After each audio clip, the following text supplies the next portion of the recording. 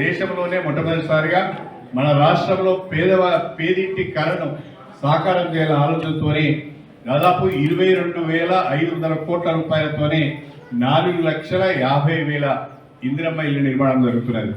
ఒక సంతోషకరమైన విషయం ఏంటంటే మొత్తము రాష్ట్రంలో ఇందిరమ్మ ఇళ్ల నిర్మాణంలో జనగామ మొదటి స్థానంలో ఉంటే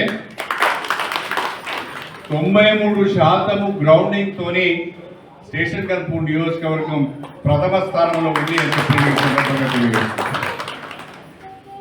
ఇందిరమ్మ ఇల్లు వచ్చిన పేదవాళ్ళందరూ ఇవాళ చాలా సంతోషంగా ఇందిరమ్మ ఇల్లు కట్టుకుంటున్నారు.